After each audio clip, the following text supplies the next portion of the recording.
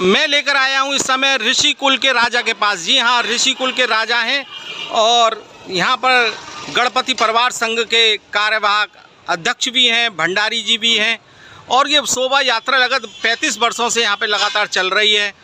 जैसा कि आपको पता है कि हरिद्वार भोलेनाथ की ससुराल भी है और भोलेनाथ का घर भी है ये, और उससे नाते यहाँ पर उनके पुत्र की जो शोभा यात्रा निकलती है, बहुत विशाल यात्रा निकलती है। और कैसी यात्रा रहती है ये, उसके बारे में मैं जानकारी लूँगा। जय गणेश जी। जय गणेश।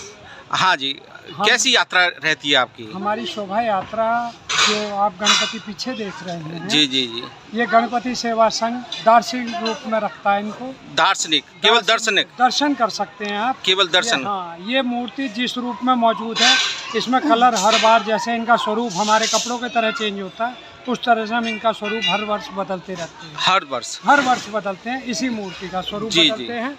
और ये दार्शनिक है क्योंकि हमने लगभग 5 वर्षों पूर्व मूर्ति विसर्जन को विराम दिया था, क्योंकि गणपति जी की ये ननिहाल है। तो मन को एक पीड़ा होती थी, क्योंकि माता को कैसी पीड़ा होती होगी, उसके बच्चे का यहाँ विसर्जन होता है उसी परिवार में, तो इसीलिए हमने उसे विराम देके हमने धातु मूर्ति का स्नान और अभिषेक प्रारंभ किया। जी जी। हाँ, तो कहने का मतलब ये है कि भोलेनाथ का घर होने के नाते, भोलेनाथ का ससुराल होने के नाते, ये आपका फर्ज बनता है कि आप गणेश भगवान की जो ननिहाल है, आप उसका विसर्जन नहीं करेंगे। तो कितने साल से विसर्जन नहीं कर रहे हैं? लगभग 4 वर्ष पूरे हो चुके हैं हमारे, जिसे हमने विसर्जन को विराम दिया। इसमें हमने हर घर के लिए एक लाइन भी रखी है, मूर्ति विसर्जन को विराम दो, धातु मूर्ति पे ध्यान दो, हर व्यक्ति को ये ज्ञान दो,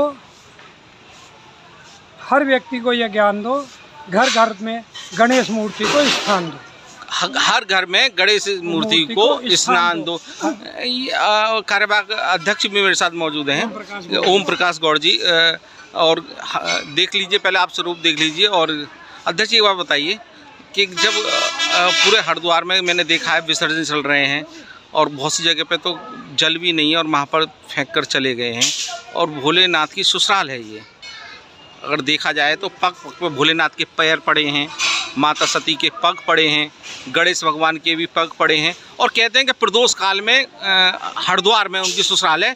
ये वरदान था प्रजापति दक्ष को, प्रदोष काल में भ्रमण करता हूँ मैं नादिया पर बैठकर। तो लेकिन उसके उपरांत भी यहाँ पर गणेश भगवान को फेंक कर जा रहे हैं, कुछ तो पानी में बहा कर जा रहे हैं, गंगा जल में। उसके बारे में आपका क्या संदेश है?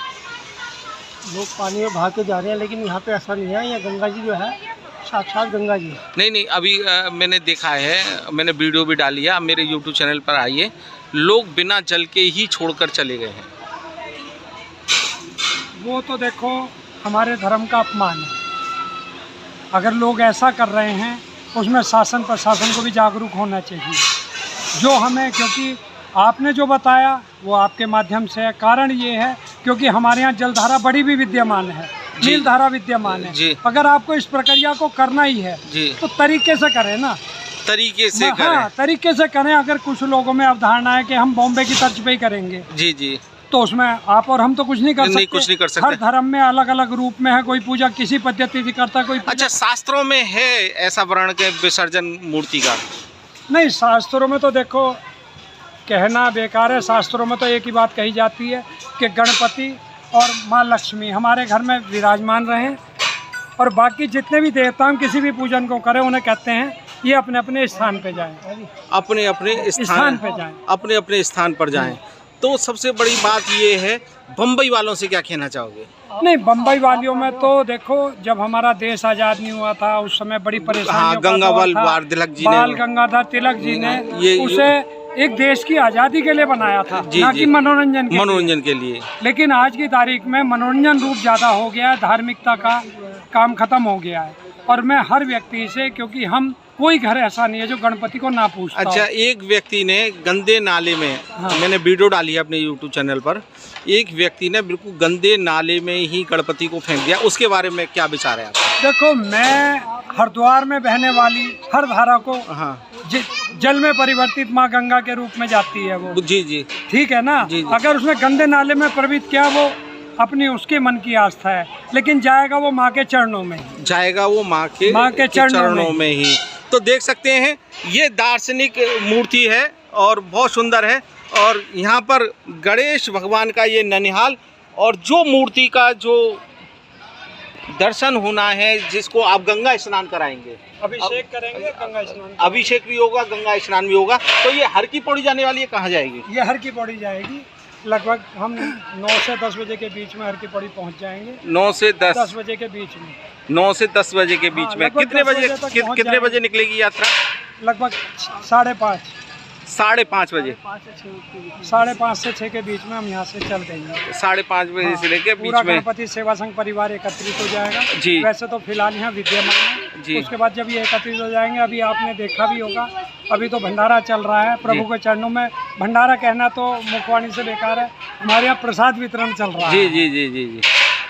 तो देख सकते हैं आप, ये मूर्ति इतनी बड़ी जो मूर्ति है 22 फुट 22 फुट की है। तो ये 22 फुट की जो मूर्ति देख रहे हैं, ये पंचपुरी के राजा हैं, और पंचपुरी के राजा को शोभा यात्रा में नहीं निकाला जाएगा, इनका विसर्जन निकाला जाएगा। ये चलेंगे साथ में। अच्छा, ये भी चलेंगे साथ में? हर की पौड़ी। अच्छा, ये भी साथ में जाएंगे। हाँ। लेकिन अभिषेक और इस मूर्ति का इसका होगा गंगा स्नान, ये दार्शनिक है। ये साथ में चलेंगे। तो इतना बड़ा रथ की व्यवस्था की है आपने? क्या है? रथ हमारा चलता है। अच्छा, बच्ची से भी पूछ लो। अच्छा, बाबा हमारे हर साल साथ जाते हैं, बाकी छोटे गणेश जी स्नान करके आते हैं। जी जी जी, बहुत बढ़िया कहा है। और यहाँ पर बहुत सुंदर दृश्य है, यहाँ पर आपको दिखा रहा हूँ। मेरे साथ भंडारी जी थे, कार्यवाहक अध्यक्ष जी भी थे, और ये पंचपुरी के राजा मेरे पीछे देख रहे हैं। और बहुत ही सुंदर इन्होंने वर्णन दिया है कि हरिद्वार भोलेनाथ की ससुराल है, गणेश भगवान का ननिहाल है, माता आदि शक्ति का मायका है, जिनके ये पुत्र हैं, जिनको हम पूजते हैं। तो वहाँ पर इनका स्पष्ट संदेश है, विसर्जन नहीं होना चाहिए हरिद्वार जैसी धरती पर। हरिद्वार जैसी धरती पर, मतलब उत्तराखंड में ही नहीं होनी चाहिए। हाँ। क्योंकि अगर देखा जाए तो उत्तराखंड में ही भागवत लिखी गई, हाँ। महाभारत भी इसी में लिखी गई। हाँ, और तो गणेश भगवान इसके बहुत बड़े साधक रहे।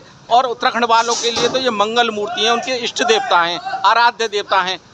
साफ संदेश है भंडारी जी का, बिल्कुल स्पष्ट संदेश है कि हरिद्वार की धरती पर विसर्जन का पूरी तरह से विरोध है, पूरी तरह से विरोध है। बिल्कुल। बड़े पंडाल वालों से क्या कहेंगे एक बार? नहीं, बड़े पंडालों में तो आपके संज्ञान में मैंने डाला था जी।